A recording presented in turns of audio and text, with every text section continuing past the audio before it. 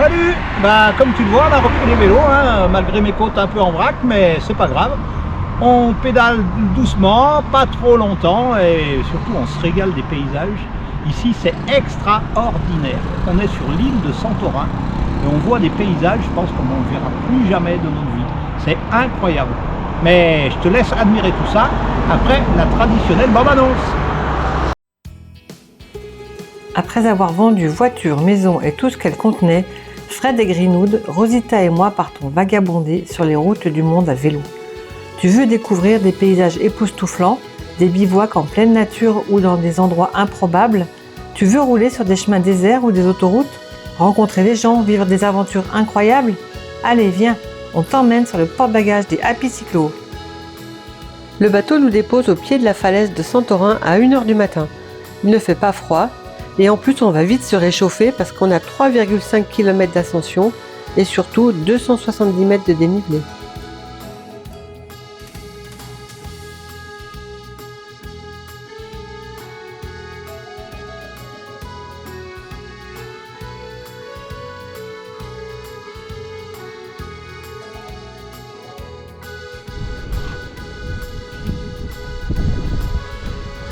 On se promène dans les rues de Pyrgos, l'ancienne capitale de Santorin. C'est tout mignon.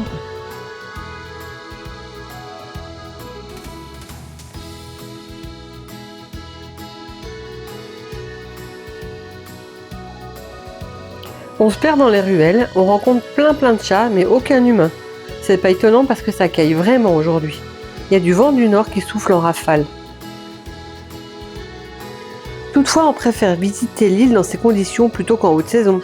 Il faut savoir que Santorin, avec ses 18 km de long et 12 de large, est victime de surtourisme. Il y a 3 millions de visiteurs pour 15 500 résidents. Des centaines de bateaux de croisière font escale chaque année, débarquant jusqu'à 8000 personnes par jour. Il y a même 500 mariages d'étrangers célébrés chaque année. Les impacts économiques et environnementaux à long terme sont préoccupants.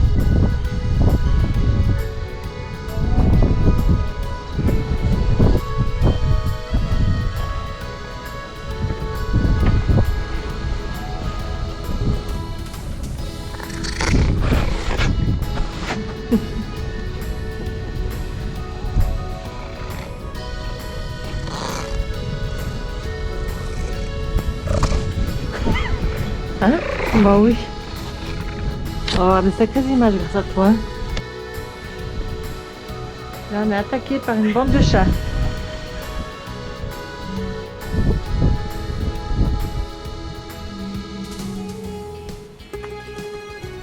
Celui-là, il a pas l'air très sauvage.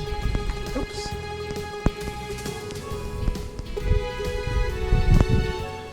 La culture de la vigne remonte à l'Antiquité.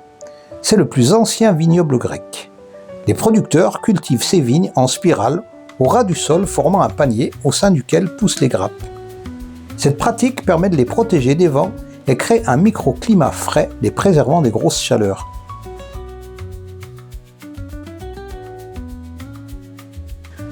Nous avons apprécié la qualité de ces vins en dégustant une bouteille d'Assyrtiko, le cépage local.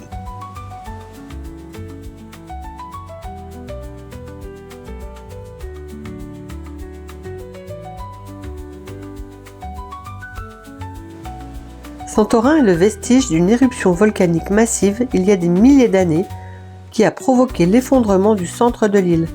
D'ailleurs, il y a toujours des formations volcaniques actives au centre de la caldeira, vaste baie en forme de croissant entourée de hautes falaises.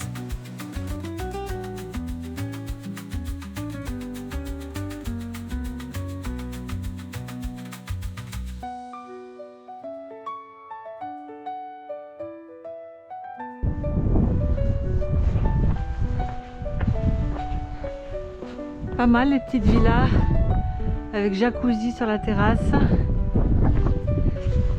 et vue sur la caldeira de Santorin. Sympa.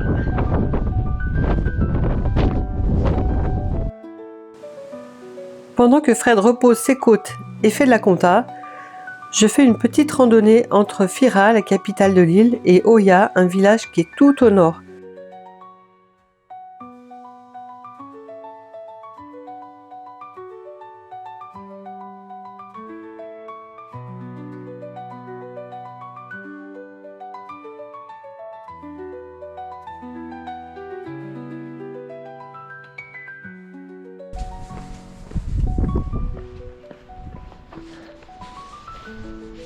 Et voilà, après 2h30 de marche sur le bord de la caldeira, j'arrive au bout, à Oia, où on est censé voir un beau coucher de soleil quand il fait beau. Je ne sais pas si aujourd'hui j'aurai droit à ça. Il y a des nuages un petit peu partout, mais c'est pas grave. La balade valait le coup quand même, c'est magnifique. Je me suis régalée.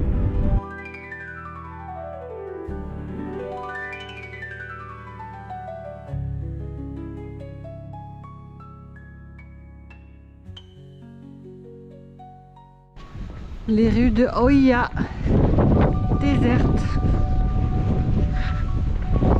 Les magasins sont fermés, tous sans exception.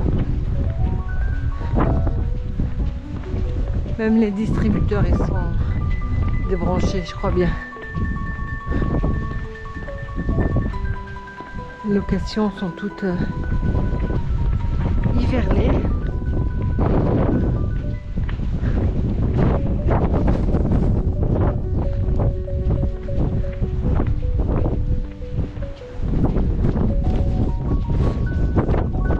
On voit bien quelques chats encore qui demandent des caresses ou des croquettes, ou les deux. Alors, bah oui, eh oui, il y en a un autre qui miaule. Il est où? Il est où ton copain qui miaule? Hein? Raconte-moi. Pas mal ton cadre de vie, toi. Sympa? Oui? Mais il est là, ce petit minou. Toi qui miaules? Ah, mais vous avez plein de croquettes.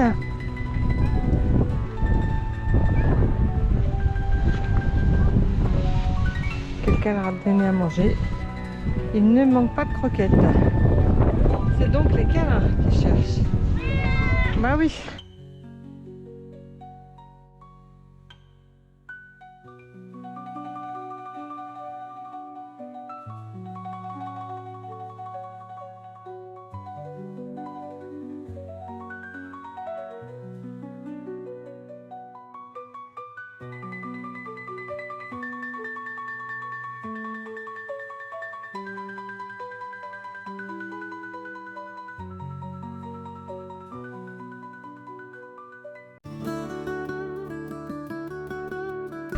En route pour le cœur de Santorini.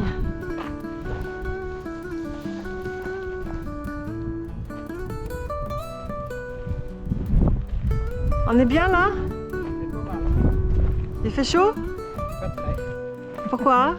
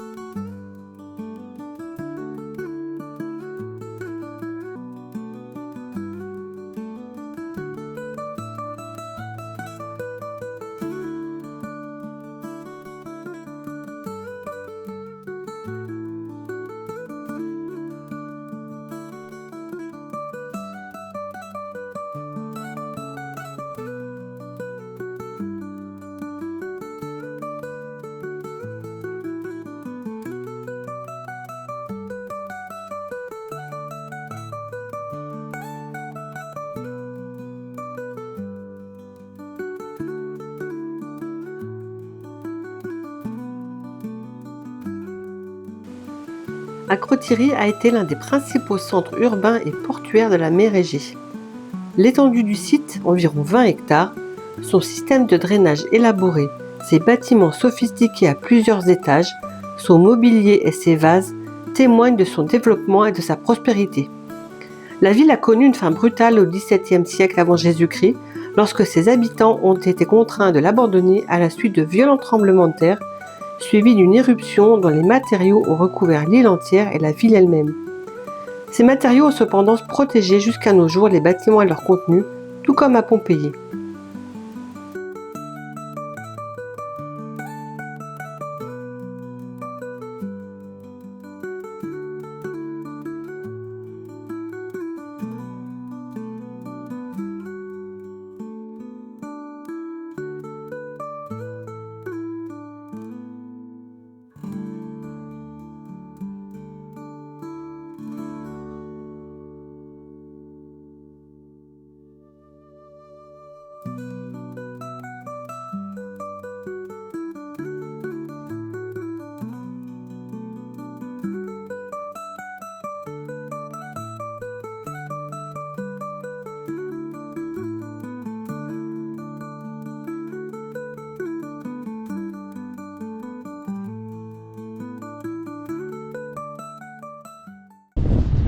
aujourd'hui, il y a un vent incroyable.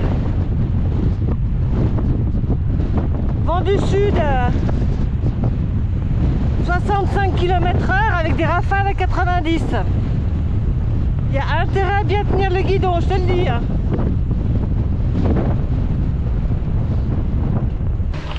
Une dernière fois, des paysages de rêve. On voit notre bateau qui arrive.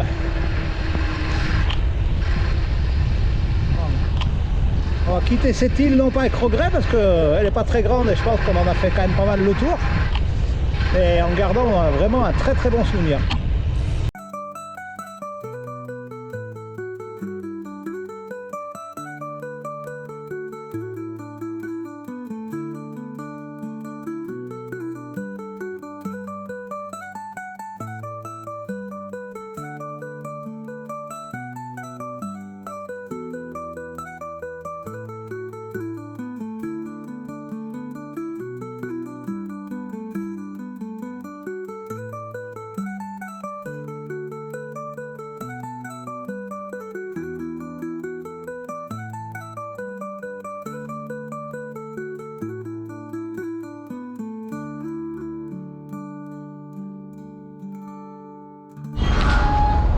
Et ben voilà, bienvenue à Rhodes avec la petite famille. Coucou, Isabelle qui sort du bateau. Et la belle météo. Oui.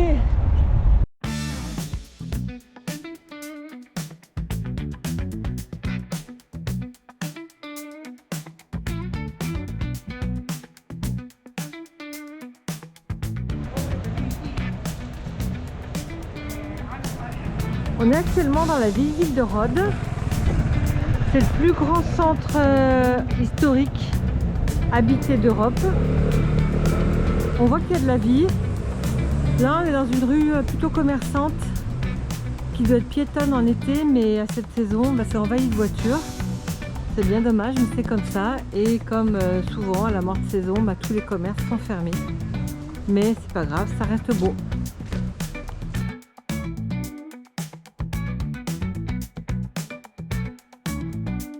Rhodes était la ville des chevaliers hospitaliers. Et ici, on est dans la rue des Chevaliers, qui est bordée par les auberges historiques des différentes langues d'origine des chevaliers. Donc on voit des blasons, comme celui-ci. Je ne sais pas lequel est-ce, je ne sais pas reconnaître. Mais chaque langue est reconnaissable à son blason. Si tant est qu'on reconnaît le blason. Et ben voilà, on est sur le port de Rhodes. Et tu vois devant toi les deux statues avec des cerfs en haut. Et bien, ça symbolise l'emplacement des pieds du colosse de Rhodes, qui faisait partie des 7 merveilles du monde. C'était une statue qui était élevée en l'honneur de Hélios, un dieu du soleil, et qui était censé protéger le port. Donc cette statue, elle était en bronze, elle faisait à peu près 12 ou 13 tonnes. Et en fait, elle a été détruite dans le 4e siècle avant Jésus-Christ lors d'un tremblement de terre. Et elle est restée debout 50 ans. Voilà, toute l'histoire.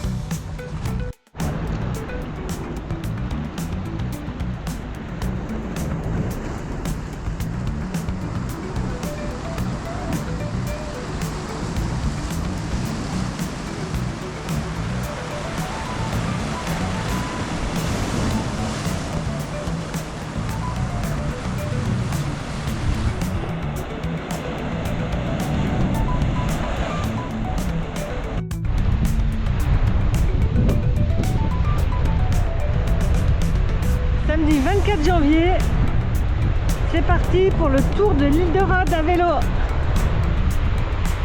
Et bien voilà, on est à...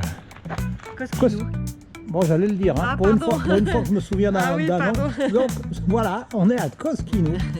On vient déjà de se taper 100 mètres de dénive pour 6 km. Donc ça démarre pas mal, mais bon, normalement ça devrait être assez plat aujourd'hui.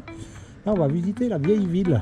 où a priori il y a des petites maisons colorées, ça a l'air sympa.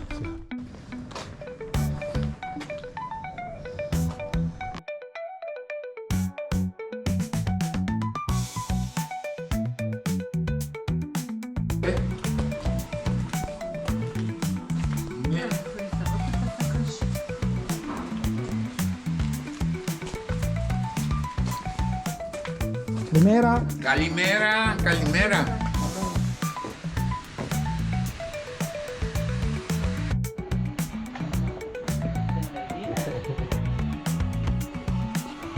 You're from United States? No, from Galia, French. France. Yes. Galia, from Galia. Oh. What you say? PSG, PSG. Paris. Paris Saint-Germain. Oh non. Paris. Football. Yeah. Paris Saint-Germain. Ah. My granddaughter, they visited Disneyland Okay. 2 weeks ago. She Okay. buy me the, Okay. this one.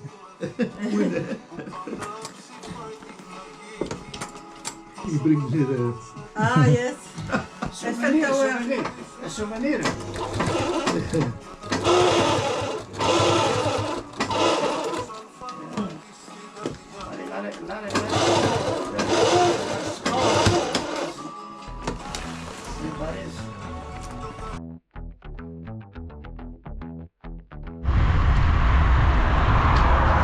On est sur une belle piste cyclable, juste à la sortie de Rhodes. C'est appréciable et apprécié.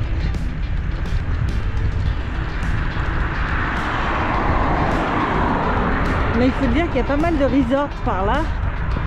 Et du coup, ça doit être bien emprunté par les vacanciers, je pense.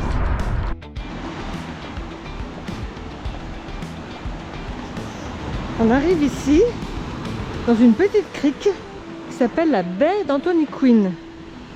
Parce que c'est ici qu'a été tournée une scène du film Les Canons de Navarone et que Anthony Quinn affectionnait.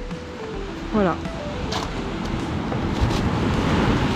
Mais au-delà d'Anthony Quinn, c'est super beau.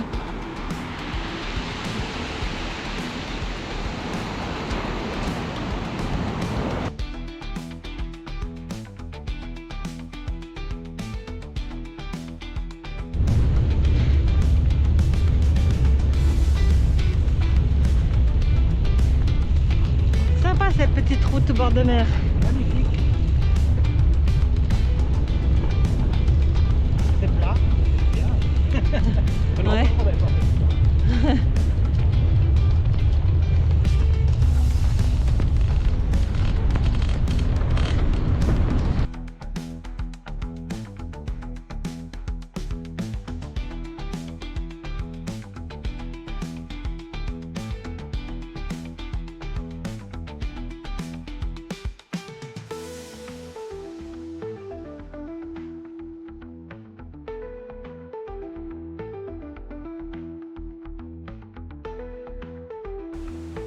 Nous repartons tous les deux en direction de Lindos, un joli village blanc blotti au pied de son acropole.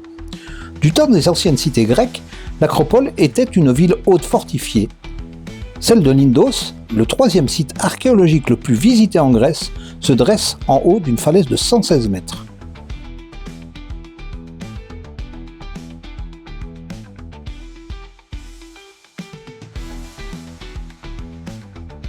Et bien voilà, on vient de faire 35 km, 1000 mètres de dénivelé. Avec le vent de côté, c'était un peu difficile, il y a un vent de dingue. Et là, on vient de trouver un monastère dans lequel on va pouvoir se reposer et manger un petit peu. Parce que là, ça commence à devenir difficile. Alors même dans le monastère, on s'est dit qu'on allait être abrité, mais le vent va tellement dans tous les sens qu'on ne sait même pas où aller pour se mettre vraiment à l'abri du vent. Donc voilà, on va quand même être mieux que en plein vent dehors, quoi. En plus, on va bénéficier d'un paysage de dingue. Hop. C'est vrai que quand on voit ça, on se dit que il n'y a pas grand chose qui arrête le vent, effectivement, quoi. On est un petit peu au sommet quand même. Il fait pas chaud du tout. Là, il va nous rester encore 25 km pour rejoindre la famille Sirou sur Terre. Alors tu vois là, on est en train de manger dehors, il y a une dame gentille qui est venue nous voir en disant mais vous n'allez pas rester dehors. Alors tout ça en grec, elle nous a dit de venir à l'intérieur. Elle vient de nous proposer un thé et un café. Donc c'est cool. Le vent est fini, on est à l'intérieur. Voilà. Dans une grande salle de réception dans le monastère. Voilà. Et c'est cool.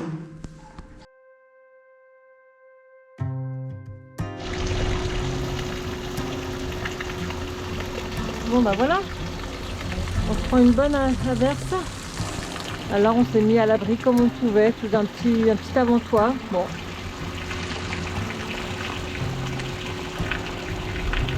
C'est mieux que rien, on va dire.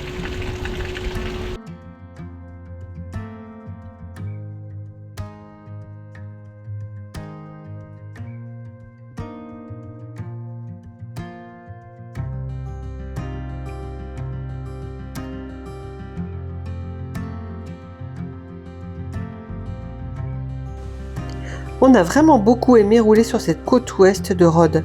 On roule au ras des flots, c'est quasiment plat et il y a très peu de circulation. Contrairement à la côte est, on ne sent pas la pression touristique. Ici, pas de station balnéaire, ni resort, ni autre hôtel à perte de vue. Seulement la mer, les montagnes, quelques chèvres et quelques rares villages.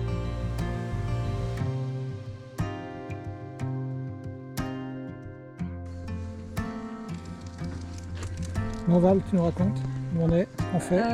On est dans un ancien village grec qui s'appelle Kamiros.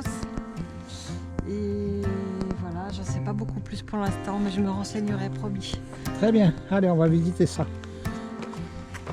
Kamiros, c'était une des plus puissantes cités de Rhodes au temps de l'Antiquité, installée à flanc de coteau, avec une vue magnifique sur la mer. Ses habitants sont pourtant allés s'établir à Rhodes capitale, après un deuxième tremblement de terre majeur qui l'a partiellement détruite. Les ruines laissent bien deviner l'organisation de cette ville ancienne, entre l'agora au pied et l'acropole au sommet. Il y avait un immense réservoir d'eau et surtout un temple dédié à la déesse Athéna.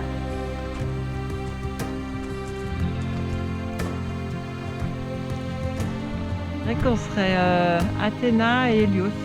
Oh, ça va Athéna? Tu fais quoi toi? Ben, moi je fais la guerre, parce que je suis la déesse de la guerre, donc il faut bien que je fasse la guerre. Et toi? Oh, moi j'ai mis un pied de chaque côté du corps là. Je protège Rhodes. Voilà, c'est pas mal, hein. Mais bon, c'est vrai que quand il y a du vent, ça fait quand même un peu froid aux pougnettes.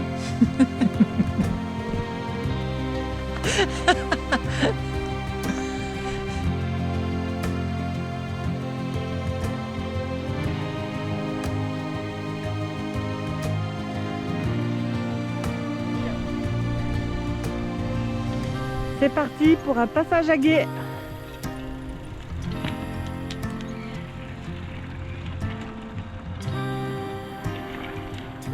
Ah! Avec l'élan, ça passe, tu crois? Bon, bah cette fois, c'est moi qui y vais. On croise les doigts pour que ça passe.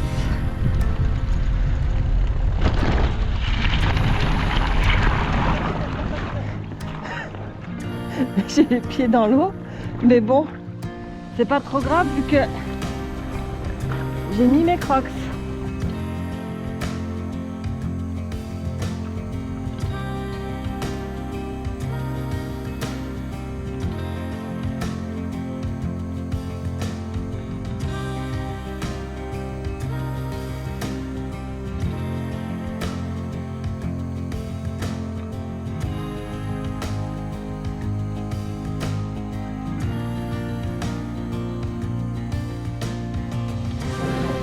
Bon bah voilà, on a débarqué à Castellorizo, la dernière île grecque. Et en fait, en bord de mer, bah, c'est un petit peu tout inondé. Donc on essaye de trouver des petites rues pour aller à l'hôtel. Mais les rues sont vraiment petites. Ah, Hugo! Coucou Hugo! Et en fait, on va faire demi-tour parce que là c'est vraiment complicated de passer là. Donc on va essayer l'autre solution.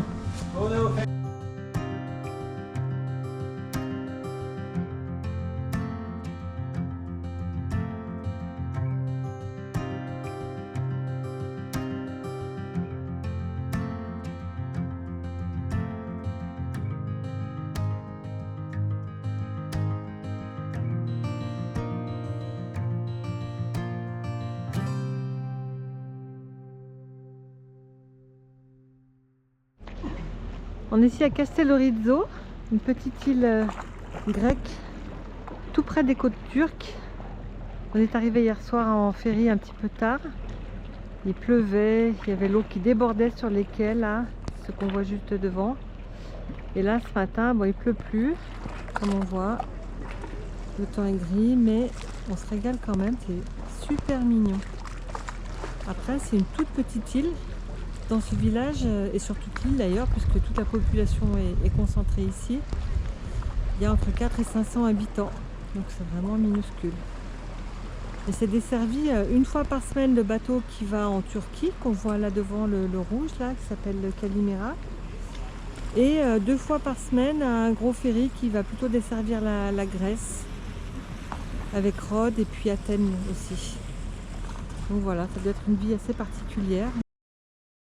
It's not the coffee, it's not the chair, it's finding a little time out there to lay your burdens down, let the silence speak. That's Et the voilà, kind of truth on quitte Castellorizzo et la Grèce. man will keep. Et l'Europe pour quelques mois, quelques années, on ne sait pas encore. Et maintenant, on se dirige vers la Turquie.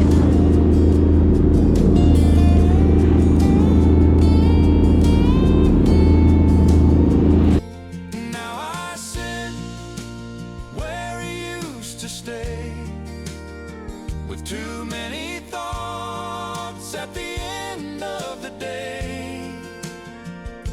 A quiet moment, nothing to prove, just simple things. Si tu as aimé cette vidéo, n'hésite pas à mettre un pouce, la commenter et même à t'abonner à notre chaîne. L'aventure continue, alors à bientôt pour le prochain épisode des Happy Cyclo. Too many thoughts at the end of the day. A quiet moment, nothing to prove, just simple things.